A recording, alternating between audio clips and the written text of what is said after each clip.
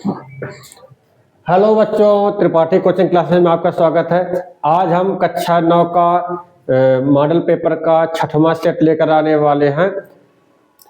5वें सेट तक हम लोगों ने हल कर लिया था। अगर आप लोगों ने देखा नहीं होगा तो चैनल में जाकर के उसको देख लीजिए। 6वां सेट ये लास्ट अंतिम सेट है। 5 सेट तक अपलोड कर दिए गए हैं। पेपर जो आपका वार्षिक का आने वाला है, वार्षिक 2026 का, तो इन्हीं 6 सेटों से ही मिल करके आएगा। पेपर जब आप उठाएंगे तो ऐसे ही पता चल जाएगा कि मॉडल पेपर के जो 6 सेट हल करवाए गए हैं तो इन्हीं में से पेपर आता है कि नहीं आता है। तो इनको अच्छी तरह से आप कर लीजिएगा। 30 नंबर इनमें से रखाए हैं। तो क्वेश्चन नंबर पहला है, रिक्त स्थान की पूर्ति कीजिए। पहला लिखा है x plus y x minus y, x plus y x minus y बराबर, ये फार्मूला होता है x plus y x minus y बराबर x square minus y square. क्या होता है? x square minus y square होता है। x plus y x minus y बराबर x square minus y square, ये सूत्र होता है। ये कैसे कोई सूत्र अगर नहीं बनते हैं तो इनको कैसे निकाल सकते हैं, इसका भी एक ट्रिक है। जैसे अगर हम अगर इनका गुणा करते हैं x प्लस वाई और x माइनस वाई दिया है, यहाँ कितने पद है? 2 पद है। यहाँ भी 2 पद है। इनके दोनों पदों का इन दोनों पदों से गुणा करना है क्रम से। पहले इसके पहले पद के दोनों से गुणा करना है, फिर इसके दूसरे पद के भी दोनों से गुणा करना है। तो जिस तरह गुणा करना था उसको लिख ले। पहले हमको इस x का जो पहला पद है इसका इन दोनों से गुणा करना है, x से भी गुणा करना, माइनस वाई से भी करना, ऐसे लिख लेते हैं। फिर प्लस का y है, प्लस के y का भी हमको गुणा करना है, x से भी करना है, माइनस वाई से भी करना है। ठीक है, देखिए x का x से गुणा करेंगे तो सेम चर है, तो सेम चर होते तो गुणा करने पर घातें जुड़ती है। इसकी घात 1, इसकी भी घात 1, x की घात हो जाएगा 2 हो जाएगा। प्लस माइनस गुणा करेंगे तो माइनस आ जाएगा, x का y से करेंगे तो x y हो जाएगा। आगे चलते हैं, प्लस प्लस का गुणा करेंगे प्लस आएगा, y का x से करेंगे तो x y ही आएगा। प्लस माइनस गुणा करेंगे माइनस आएगा, y को y से करेंगे। सेम चर है, जब सेम चर होते हैं तो उनकी घातें जुड़ती है। इसकी भी घात 1 है, इसकी भी घात 1 है, y की घात हो जाएगा 2। अब देखिए जो सेम चर हो और उनकी घात सेम है तो वो जुड़ घट सकती है। जैसे x है, इसकी घात 2 है, x की घात 2 वाले कोई नहीं तो ये x की घात 2 वाला उतर जाएगा। उसी तरह ये xy है, ये भी xy है, ये xy, ये भी xy, दोनों जुड़ घट जाएगी। ये प्लस माइनस में है, ये प्लस में है, तो माइनस और प्लस से संख्या क्या होती है? घटती है। 3 बड़ी संख्या का आता है 1 xy। ये कितने xy है? 1 xy, ये भी 1 xy। 1 xy प्लस का है, 1 xy प्लस का है, इसी में एक में एक घटा देंगे तो कुछ नहीं बचेगा। यहाँ बचा माइनस का वाई स्क्वायर, तो x plus y x minus y का सूत्र होगा x square minus y square. कभी अगर भूल जाते हैं तो इस तरह हमको गुणा कर लेना है, इसको भी नोट कर लीजिए। आगे चलते हैं। दूसरा क्वेश्चन लिखा है, 2 चरों वाले रैखिक समीकरण का आलेख कैसा होता है? 2 चरों वाले रैखिक समीकरण का आलेख कैसा होता है? 2 चरों वाला रैखिक समीकरण क्या होता है? पहले हमको 2 चरों वाला रैखिक समीकरण पता होना चाहिए, इसको भी नोट कर लीजिए। 2 चरों वाला रैखिक समीकरण, समीकरण 2 चरों वाला रैखिक समीकरण किस तरह का होता है? ax plus by plus c। अगर 2 चरों वाला बहुपद बोलता तो इतने में समाप्त कर देते। 2 चरों वाला बहुपद बोलता तो इतने में समाप्त कर देते, लेकिन 2 चरों वाला रैखिक समीकरण बोला है तो जब समीकरण बोला तो बराबर 0 लगाना है। ये 2 चरों वाला रैखिक समीकरण का मानक रूप है। ठीक है, चलिए इसमें आगे देखते हैं। हमको इस तरह का, यहां देखिए, जहां a क्या है, b क्या है, c क्या है, a b c अचर संख्या से प्रदर्शित करते हैं। ABC को अचर संख्या से प्रदर्शित करते हैं, x y को चर से प्रदर्शित करते हैं। चर क्या होते हैं? गिनती के अक्षर, और ABCD के अक्षर, और अचर होते हैं गिनती के अक्षर। तो ABC को गिनती के अक्षर से प्रदर्शित करेंगे, x y को किसी से नहीं, x को x से, y को y से। चर क्या होता है?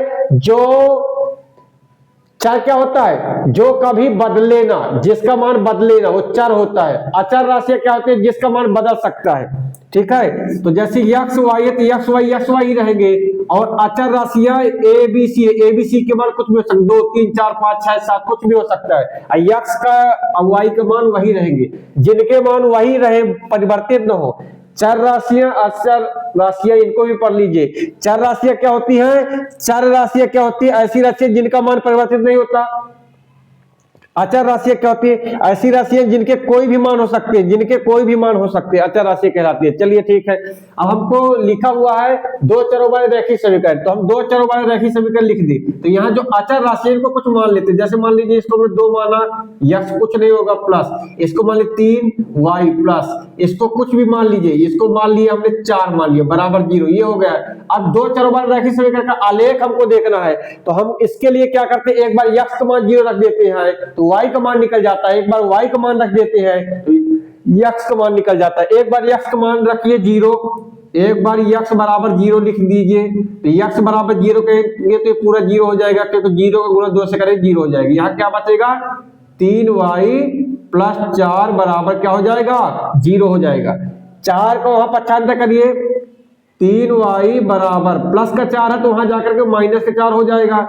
ये 3 का गुणा है y के साथ तो बाटे में चला जाएगा, तो y बराबर हो जाएगा माइनस 4/3 हो जाएगा। y का मान आ जाएगा माइनस 4/3। ये लगभग अगर देखा जाए तो 3 का भाग करेंगे, 3 एकम 3, 1 दशमलव कुछ भी आएगा, ध्यान दिए रहे, लगभग 1 दशमलव कुछ भी आएगा। ये हमने x का मान कितना रखा 0, तो y का मान कितना आ जाएगा 3। एक बिंदु ये हो गया, एक बिंदु हो गया हमारा 0, -4/3 हो गए। एक रेखा इससे मतलब एक बिंदु ये रहेगा, दूसरा बिंदु एक बार y का मान 0 रख लीजिए, तो ये हो जाएगा 2x, y बराबर अगर हम 0 रखेंगे, y का मान 0 रखेंगे तो ये पूरा 0 हो जाएगा। यहां बचेगा 2x और प्लस का 4 बराबर 0 हो जाएगा। इसका पक्षांतर कर दिए थे, यहां बचेगा 2x बराबर -4 हो जाएगा।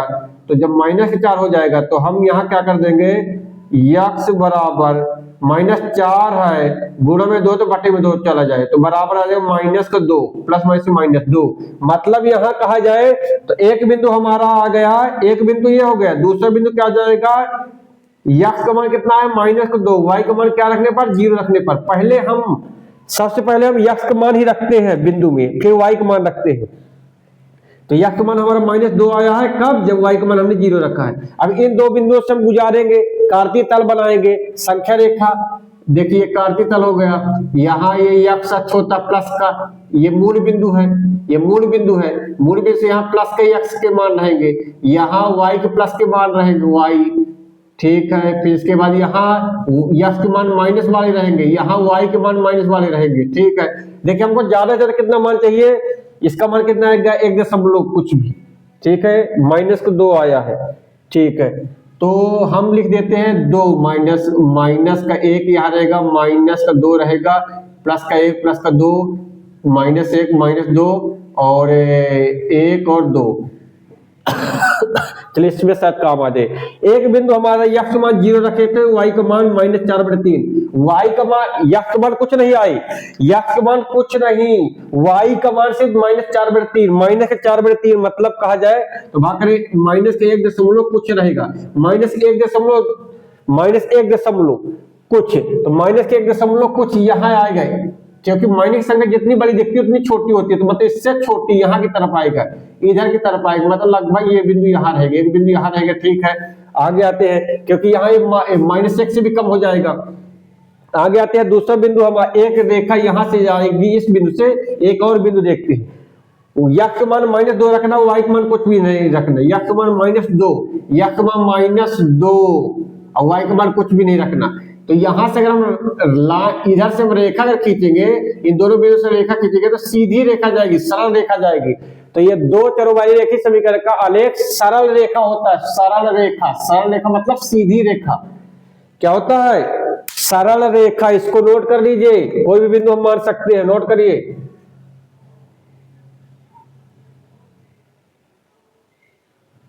क्या होता है, सरल रेखा होता है। दो चरों वाले रेखीय समीकरण का आलेख क्या होता है, सरल रेखा होता है। इसको नोट करिए, अगर नहीं लिख पाते हैं वीडियो रोक करके नोट करते जाइए। अगला क्वेश्चन लिखा है तीसरा, यदि दो वृत्त बराबर तो उनकी त्रिज्या खालिस्तान होगी। यदि दो वृत्त बराबर है, देखिए दो बराबर वृत्त खींच दी। एक वृत्त हमने इतना त्रिज्या लेकर खींचा, एक वृत्त हमने खींच लिया, केंद्र से पैर तक की दूरी त्रिज्या होती है, त्रिज्या 2 सेंटीमीटर लेकर के एक वृत्त खींच लिए। अब दूसरा वृत्त एक और खींच रहा है, इतना इसी के बराबर हो, बराबर वृत्त होने चाहिए। इसके बराबर कब होगा? दूसरा वृत्त इसी के बराबर कब होगा? जब त्रिज्या इतनी होगी, मतलब दो वृत्त अगर बराबर तो उनकी त्रिज्याएं भी क्या होगी? बराबर होंगी, तब दोनों वृत्त बराबर होंगे। यदि दोनों वृत्त बराबर है, इसका मतलब दोनों की त्रिज्याएं बराबर होगी, तब दोनों बराबर होंगे। तो यहाँ क्या होगी? दोनों की त्रिज्याएं क्या होगी? समान, एक ही बराबर लिख दीजिए, दोनों की त्रिज्याएं बराबर होंगी, दोनों की त्रिज्याएं क्या होगी? बराबर होंगी।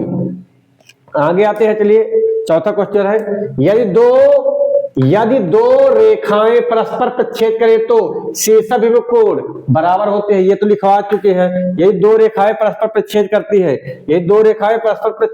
है, दो रेखाएं, एक रेखा ये, दूसरी रेखा ये, तो शीर्षाभिमुख कोण क्या कहलाएगा? ये वाला और ये वाला, ये शीर्षाभिमुख कोण है। इसी तरह ये वाला और ये वाला, ये शीर्षाभिमुख कोण है, और शीर्षाभिमुख कोण बराबर होते हैं, लिखा दिया गया था, बराबर होते हैं। शीर्षाभिमुख कोण क्या होते हैं? बराबर होते हैं। इस तरह शीर्षाभिमुख कोण बनता है। आगे आते हैं, किसी त्रिभुज में समान भुजाओं के सम्मुख कोण, यदि किसी त्रिभुज में दो भुजाएं समान तो उनके सम्मुख कोण बराबर होंगे। देखिए कोई त्रिभुज खींच रहे हैं, ये हमने एक त्रिभुज खींचा, इसकी दो भुजाएं बराबर है। अगर मान लीजिए ये वाली भुजा बराबर है, तो दो बराबर भुजा है तो उनके सामने कोण बराबर होंगे। इसके सामने कोण ये वाला, इसके सामने कोण ये दोनों बराबर होंगे। तो किसी त्रिभुज में समान भुजाओं के सम्मुख कोण भी बराबर होते हैं, बराबर भुजाओं के सामने वाले कोण बराबर होते हैं। ऐसा भी आ सकता है, बराबर कोणों की सम्मुख भुजाएं, तो बराबर कोण है तो उनकी सम्मुख भुजाएं भी बराबर होगी। क्वेश्चन नंबर दूसरे में आते हैं, सत्य सत्य लिखिए। पहला लिखा है, एक त्रिभुज के तीनों अंतःकोणों का योग 180 अंश होता है, सत्य है। एक त्रिभुज के तीनों अंतःकोणों का योग 180 अंश होता है, सत्य है। प्रत्येक पूर्ण संख्या पूर्णांक होती है। इसको नोट करने से पहले हमने जो लिखवाया था आपको, प्राकृत संख्या, पूर्ण संख्या, पूर्णांक संख्या, इनको क्रम से हमको याद कर लेना है। क्रम इनका अगर आपने याद कर लिया तो इसको मतलब इसमें कोई भी व्यक्ति भूल नहीं सकता, ठीक है। इसलिए हमको इसको क्या करना है? क्रम से याद कर लेना। पहला हमारा क्या रहा है? पहला हमने क्या लिखवाया था? इसको नोट कर लीजिए। पहला हमने क्या लिखाया था? प्राकृत संख्या। सबसे पहले प्राकृत संख्या होती है, प्राकृत। दूसरी क्या होती है? पूर्ण होती है, पूर्ण संख्या। तीसरी पूर्णांक होती है, और चौथी परिमेय होती है। ये होती है। ये संख्या नीचे तो आती जाएगी, लेकिन नीचे से ऊपर के लिए नहीं जाएगी। ध्यान दीजिए, पहली ऊपर की रहे और दूसरी नीचे, उसके नीचे की रहे, ठीक है। तो देखते हैं क्या लिखा है। प्रत्येक पूर्ण संख्या, पहले पूर्ण गया, पूर्ण से पूर्णांक, प्रत्येक पूर्ण संख्या पूर्णांक संख्या तो सत्य है। प्रत्येक पूर्ण संख्या पूर्णांक होती है, सत्य। प्रत्येक पूर्ण संख्या पूर्णांक संख्या होती है, सत्य है। इनको क्रम से याद कर लीजिए, क्रम से याद करिए। हाँ, यही बोलता है प्रत्येक पूर्णांक संख्या पूर्ण संख्या नहीं होती। बताए नीचे से ऊपर नहीं जाना, ऊपर से नीचे आ सकते हैं। तो पूर्ण संख्या पूर्णांक संख्या होती है, प्रत्येक पूर्ण संख्या पूर्णांक संख्या होती है, सत्य है। लेकिन यही अगर बोल देता प्रत्येक पूर्णांक संख्या पूर्ण संख्या होती है, गलत नहीं होती है।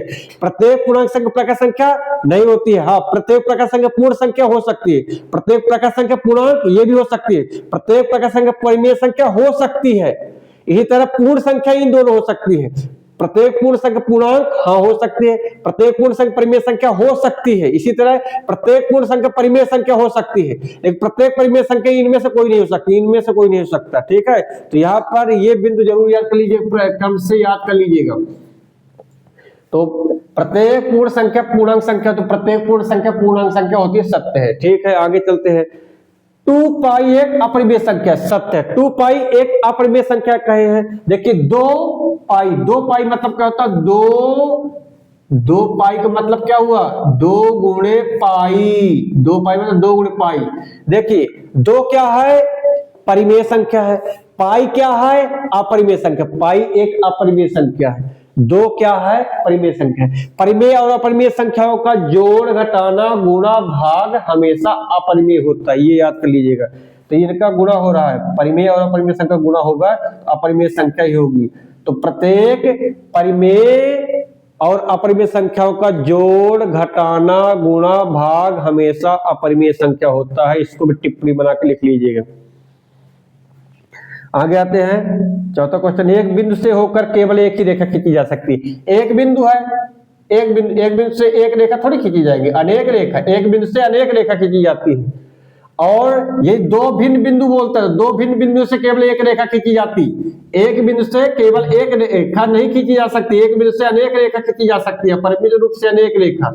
और दो भिन्न बिंदुओं से केवल एक रेखा खींची जाती है। यहाँ बोले एक बिंदु से होकर केवल एक रेखा खींची जा सकती है, असत्य है। एक बिंदु से एक रेखा नहीं, अनेक रेखा खींची जा सकती है। लेकिन यही अगर बोलते कि दो बिंदु से होकर के एक रेखा, तो सत्य हो जाता। दो चरों वाले रैखिक समीकरण का मानक रूप, ये देखिए दो चरों वाले रैखिक समीकरण का मानक रूप ax + by + c = 0, af + by + c = 0। सत्य है, सत्य है, इसको नोट कर लीजिए। इसके बाद क्वेश्चन नंबर तीसरे में आते हैं। तीसरे में सही जोड़ी मिलाना है। पहला 2, 3, दूसरा -4, 5, तीसरा -6, 0, चौथा -2, -1, पांचवा 0, 5, छठवां है 2, -5। यक्ष अक्ष y अक्ष प्रथम चतुर्थांश, द्वितीय चतुर्थांश, तृतीय चतुर्थांश, चतुर्थ चतुर्थांश। तो ये तो हमारा आ गया कार्तीय तल। इसमें हमको पहले कार्तीय तल तैयार करना पड़ेगा। अगर कार्तीय तल तैयार है तो हमसे बन जाएगा। देखिए कार्तीय तल हम करते हैं तो क्या होता है, कार्तीय तल हमारा कैसे होता है। कार्तीय तल हमारा ये ऐसे किए, ये ऐसे किए। ये प्रथम चतुर्थांश फर्स्ट चतुर्थांश होता है, ये सेकंड चतुर्थांश होता है, द्वितीय, ये तृतीय चतुर्थांश होता है, और ये चतुर्थ चतुर्थांश होता है। ठीक है, यहाँ पास ये यक्ष है, ये वाई है, यहाँ ये यक्ष डैश है, ये वाई डैश है, डैश मतलब माइनस। यहाँ हम इसमें ये लाइन वाई वाली है, यक्ष वाई, ये दोनों को के बीच की संख्या अगर यहाँ का देखे तो यहाँ पर हमारे जो बिंदु आएंगे, कितने भी बिंदु आएंगे, जो भी बिंदु आएगा, तो ये कोई भी बिंदु यक्ष का वाई के रूप में होता है, कोई भी बिंदु यक्ष का वाई के रूप में होता है। तो पहले हमारे यक्ष का मान आएगा, फिर वाई का मान आएगा। तो यहाँ कोई मान तो दिया नहीं, तो चिन्ह देखते हैं। यक्ष का चिन्ह कहे का रहेगा प्लस का, और वाई का चिन्ह कहे का रहेगा प्लस का ही। प्रथम चतुर्थांश के निर्देशांक प्लस है, प्लस हो जाएंगे। दूसरे में यक्ष का मान माइनस का रहेगा और वाई का मान प्लस का रहेगा, तो माइनस प्लस हो जाएगा। तृतीय चतुर्थांश में यक्ष का मान कहे में होता है माइनस में, और वाई का मान भी माइनस में होता है, तो माइनस माइनस। चतुर्थ चतुर्थांश पहले यक्ष का मान देखते हैं, तो यक्ष का मान हमारा क्या रहेगा, प्लस में, और वाई का मान रहेगा माइनस में। ये हो गया हमारा कौन सा, चतुर्थ चतुर्थांश। अब अक्ष की बात करें, जिस अक्ष में होगा, अगर कोई बिंदु किसी अक्ष में, चाहे यक्ष वाली लाइन में हो, यक्ष अक्ष में चाहे वाई अक्ष में, अगर यक्ष अक्ष में कोई बिंदु है तो वाई का मान 0 होगा, यदि वाई अक्ष में कोई बिंदु है तो यक्ष का मान 0 होगा। चलिए देखते हैं, यहाँ लिखा हुआ है पहला लिखा हुआ है 2, 3, मतलब प्लस है, प्लस दिया है, 2, 3 प्लस प्लस प्लस प्लस, प्रथम चतुर्थांश पहला नंबर, प्रथम चतुर्थांश। ठीक है, दूसरा -4 + 5, minus plus minus plus minus plus, द्वितीय चतुर्थांश होगा। ठीक है, तीसरा -6, 0, मतलब एक बिंदु एक 0 है, एक संख्या दी हुई। तो जब कोई एक 0 हो, किसी बिंदु में एक 0 हो, एक कोई संख्या, तो किसी अक्ष में होगा। अब वो अक्ष कितने हैं, 2 अक्ष, ये कि यक्ष अक्ष या वाई अक्ष। तो मान किसका दिया है, पहले हमारे यक्ष का मान रहता है, बाद में वाई का मान रहता है। यक्ष का मान दिया हुआ, वाई का नहीं दिया, मतलब यक्ष अक्ष में है। यक्ष अक्ष में माइनस तरफ, मतलब यक्ष अक्ष में है, लेकिन यहाँ की तरफ है, यक्ष अक्ष में है। किसमें है ये, यक्ष अक्ष में, यक्ष अक्ष में है। आगे चलते, -2, -1, माइनस माइनस दोनों में मान दिए, मतलब किसी चतुर्थांश में, माइनस माइनस तृतीय चतुर्थांश, माइनस माइनस तृतीय चतुर्थांश। पांचवा देखते 0, 5, एक 0 है, एक मान दिया, मतलब किसी अक्ष में है, वो यक्ष अक्ष में है चाहे वाई अक्ष में है। देखते हैं यहाँ, तो यहाँ पर हमारा वाई का मान दिया, यक्ष का नहीं दिया, तो वाई का मान जब दिया हुआ है, वाई का मान, तो वाई अक्ष में होगा, ये वाई अक्ष में होगा। वाई का मान जब दिया तो वाई अक्ष में होगा। चौथा नंबर, ये चौथा का 5वां नंबर हो गया। 6वां नंबर दिया है प्लस का 2 माइनस का 5, प्लस माइनस की जगह प्लस माइनस चतुर्थांश में आता है, प्लस माइनस चतुर्थांश में ही आता है। ये इसका आंसर ये हो गया 6वां नंबर। क्वेश्चन नंबर 4 लिखा हुआ है, एक शब्द में उत्तर दीजिए, एक शब्द में उत्तर दीजिए। पहला है 5 की घाते 0 की घाते 100, 5 की घाते 0, 0 की घात में 100। अब यहां पर देखिए थोड़ा सा, किसी की घात 0 हो उसको उत्तर 1 आता, हमने बताया था। किसी की घात 0 हो उसको उत्तर 1 होता है, किसी की घात 0 हो उसको उत्तर होता है। तो 5 की घात 0 मतलब इसका उत्तर 1 आ गया, इसको उत्तर 1 आ गया, घात में 100 आ गया। और हमने ये भी बताया था कि 1 की घात में कितना कर दो उसको उत्तर 1 ही आता है, 1 की घात में कितना भी कर दो उसको उत्तर 1 ही आता है। ये कैसे आ गया? 5 की घात में 0, तो किसी की घात 0 करो तो उसको उत्तर 1 आता, तो 1 की घात में 100 बचा, 1 की घात में 100, 1 की घात में कितना भी करो तो उसको उत्तर 1 ही आता है। तो इसका आंसर आ गया 1 आ गया। 35 घात के द्विपदी के उदाहरण, यहाँ पर देखिए बोला 35 घात 35 हो, सबसे बड़ी घात 35 हो और 2 पद हो, तो घात क्या होता है? सबसे बड़ी घात 35 हो तो घात 35 घात का हो जाएगा। तो यहाँ हम लिख सकते, कुछ भी लिख सकते हैं, यक्स की घात 35 और प्लस 4 3 2 यक्स वाई जेड, कुछ भी लिख सकते हैं। तो पद कितने हो गए? 1 2, 2 पद हो गया। घात सबसे बड़ी घात कितनी दिख रही है? 35 दिख रहा है, तो 35 घात के 2 पद ही हो गया। इसका लिख सकते हैं यक्स की घात में 35 प्लस यक्स की घात में 34 भी कर सकते हैं, मतलब उससे कम ही घात रहे अगली वाली। आगे लिखिए 90 डिग्री का संपूरक कोण, 90 डिग्री के संपूरक कोण, संपूरक कोण क्या होता है? ऐसे दो कोण जिनका योग 180 अंश हो, ऐसे दो कोण जिनका योग 180 अंश हो। तो यहां पर हमको संपूरक बोला था, तो 180 में से 90 घटा देंगे, कितना आ जाएगा? 90, मतलब 90 डिग्री का संपूरक कोण 90 डिग्री है। यही पूरक कोण बोलता। तो पूरक कोण क्या होता है? पूरक कोण वो होता है जिनका, ऐसे दो कोण जिनका योग 90 हो। तो एक कोण 90 है तो दूसरा कोण कितना होगा? 0 होगा, तो 90 का पूरक कोण 0 होगा, यही संपूरक कोण बोला। तो संपूरक कोण निकालना तो 180 माइनस कर देंगे, तो 180 में 90 घटा दे, 90 आ गए, मतलब 90 डिग्री का संपूरक कोण 90 डिग्री। यही 90 डिग्री का अगर पूरा कोण बोलता तो 0 डिग्री, क्योंकि 90 में क्या जोड़ दे कि 90 ही आ जाए, तो 90 में 0 जोड़ेगा तब 90 आएगा। आगे आते समकोण की माप। समकोण की माप कितनी होती है? समकोण की माप 90 डिग्री ही होती है। 6√5 गुणे 2√5, 6√5 गुणे 2√5 दिया हुआ है। तो यहां पर देखिए हम क्या करते हैं, बाहर की संख्या को बाहर से गुणा, अंदर की संख्या के अंदर से गुणा। तो 6 का बाहर 6 है, 6 का गुणा करना है 2 से, अंदर यहाँ क्या है 5, √5 गुणा √5 से करना है। तो 6 दूनी 12 हो जाएगा, यहाँ √5 रूट के अंदर 2 संख्या उसी तरह के बाहर निकल जाएगी। तो 12 पंचे कितना आ जाएगा? 12 पंचे आ जाएगा 60 आ जाएगा। ठीक है, आगे देखिए, आगे लिखा हुआ है हमारा x बराबर 0 पर 5x minus 4x square plus 3 का मान ज्ञात कीजिए। मतलब x का मान हमको 0 में रखना है, x का मान 0 रखना है। तो यहाँ पर अगर हम x का मान 0 रखेंगे, अब इससे गुणा करें तो 0 हो जाएगा। x का मान 0 रखेंगे, अब 2 बार गुणा करो चाहे जिससे गुणा करें 0 हो जाएगा, मतलब कितना आ जाएगा? सिर्फ 3 आ जाएगा। x का मान अगर हम 0 रख देंगे तो जो ये दिया हुआ है वो ऊपर, इसका मान आ जाएगा, कितना आ जाएगा? 3 आ जाएगा। ये हो गया सेट नंबर कितना समाप्त हुई? सेट नंबर आ गया हमारा 6वां है, 5 तक हो गए, उनको भी देख लीजिएगा। इससे हटके कुछ अलग आने वाला नहीं है, इतना करिए।